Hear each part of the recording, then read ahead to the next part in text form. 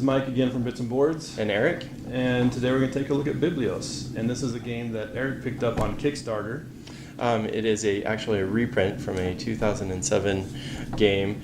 It was kickstarted on Kickstarter. It is a 2 to 4 player game. It runs about 30 minutes. It's really easy to get into. And so, as usual for our reviews, the whole 2 reviews that we've done so far, including this one, we're going to take a look at the game first, show you the gameplay, talk about the rules, and then we'll come back and give you our thoughts on it. So, this is the setup for BiBLios. This is the scriptorium in front of you. It has dice on each of these. This is the monks, the pigments, the holy scripts, the manuscripts, and the forbidden tomes, and they all have the dice, and we'll talk about those in a little bit. The deck consists of many different cards. This is a gold card worth that value. This is one of the books. This is a forbidden tome book indicated by the symbol, and it also has points. And it also has a letter in the corner, and we'll talk about that later on. And the last cards are the church cards, which this one has 2 dice on it, which will allow you to change dice later on when you get this card in gift phase or in the auction phase. So let's get into gameplay. Each player is going to have the same 3 actions. And everybody at the table is going to do these 3 actions as the rounds go around. So the 3 actions are: you're going to take a card into hand after you look at it, you put a card into the auction pile, and the last ones are going to come out in the amount of players that you have left. So if this is a 4-player game, you're going to have 3 cards in front of you. And then the other players are going to be able to pick up one of these cards and put it into their hand. So you're going to be combining into a deck of cards. So now I'll show you an action.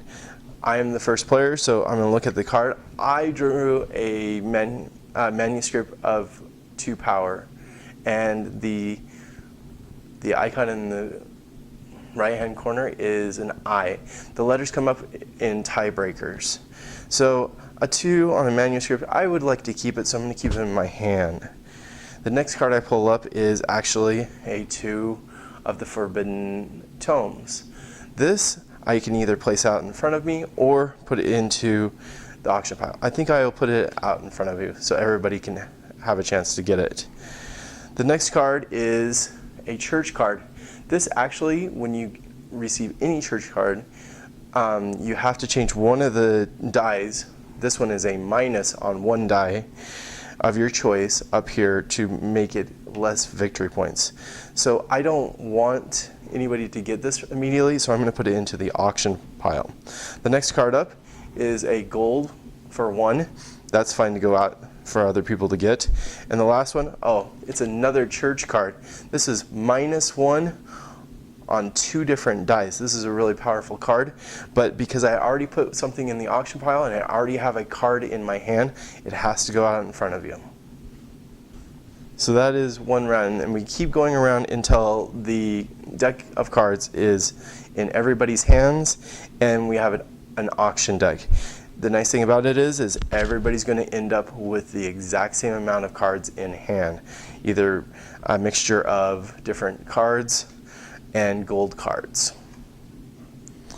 All right, so everybody has the exact same amount of cards, and this is the auction pile. This is the auction phase of the game. So the first player will start again, and they will put out 1 card. If it is a gold card, the players will decide how many cards in their hand that they want to discard to bid for this gold. I don't have any gold in my hand, so I'm going to bid 1, and then we'll go around the table and bid and bid and bid, and it might come back to me, and I might have to bid another card to get it. So maybe I've bid 2, and I get this gold card into my hand. The cards are discarded. Then the next player will take the auction phase, and they'll pull out the next card. This one's a church card. This is a really powerful card because it can be -1 or a +1 on one dice. It's your choice. This might become really powerful, and how you get church cards is through gold. Unfortunately, like I said, I only have 1 gold, so I would start the auction and say, I bid 1 gold, somebody else might bid 2, 3, 4, 5, and come back around to me, or you can pass. Now, I'll have to pass because I only have 1 gold, and somebody else will get this card.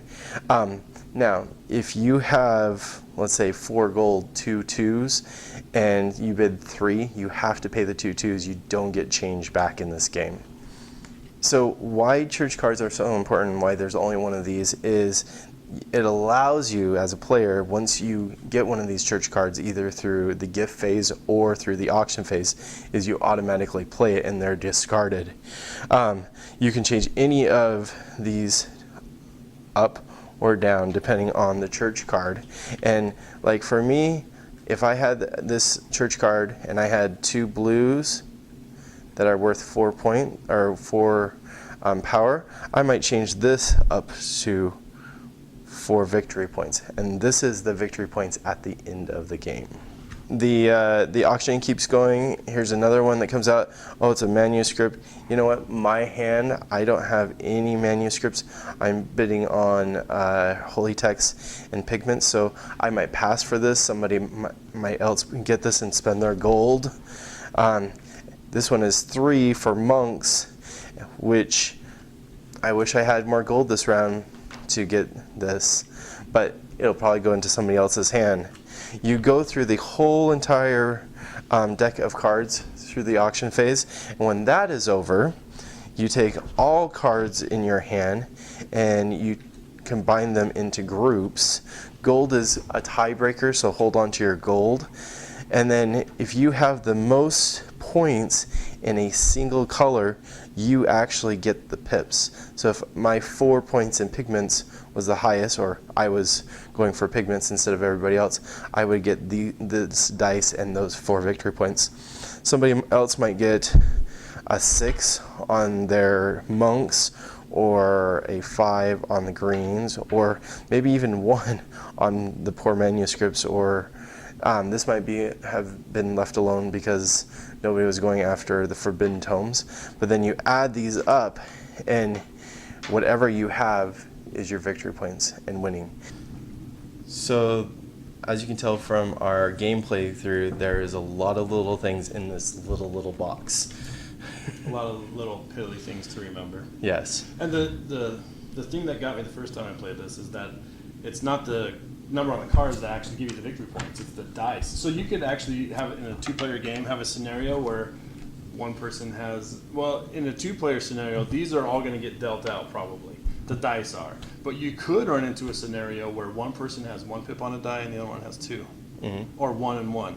I mean, if they're really bastards with their church cards, and they're, you know, changing if they kind of figure, because the more you play, the more you're going to kind of read cards and count cards and realize that you might be going in forbidden tomes and I might be going in pigments, and you can play off that and use that church card to kind of modify the other person's dice. And we've done that. And that's what they're used for. So you can kind of manipulate the systems in your favor. I don't think we missed anything. I think we got everything in the gameplay for the most part. Yes. There might be a couple little things, but I will have to say most people thought I was walking around with an actual book, and it is a small, nice contained. It has one of those magnet strips, so it is nice and contained. Yeah. It's a fast play. You can get it set up. You can sit down. Teach somebody. It has lots of little mechanics in it with the church cards. All it takes is once. Yeah. One playthrough and you're good.